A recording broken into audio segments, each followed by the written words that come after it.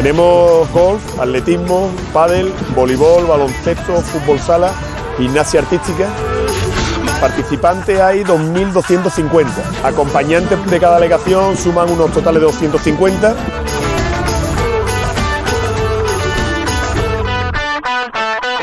Toda la competición no es solo competir por competir, sino es un crecimiento personal, es una superación personal.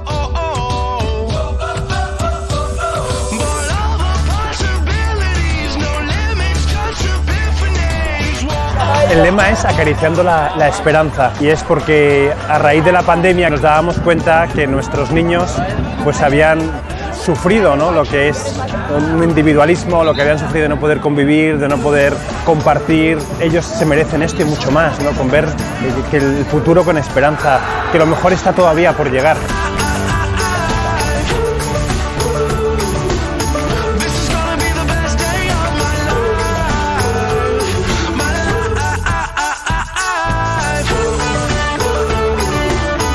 Principal es encontrarse con personas de su edad que viven lo mismo que ellos.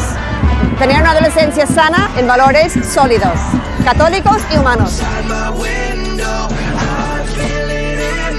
Me encanta todo el ambiente que hay de familia, por mucho que seamos de otros coles. Cuando estaba ahí a punto de competir estábamos todas, ¿cómo te llamas?, tranquilizándonos. La verdad que está siendo muy chulo. Muy unidos, lo hemos pasado bastante bien y con ganas de más. Desde la salida de Barcelona todos motivadísimos, con ganas de ganar la Copa.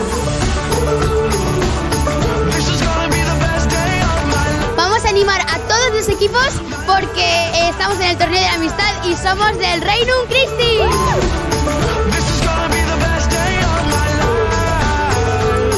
Compartir, superarte siempre en compañía, porque uno solo no puede hacer nada, sino es siempre con otro.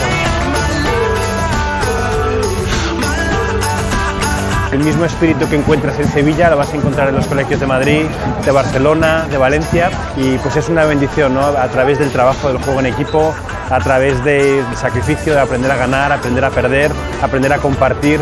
Pues son 3 días en los que se pueden poner muy hecho en práctica de lo que habitualmente se vive en los colegios del Regnum Christi.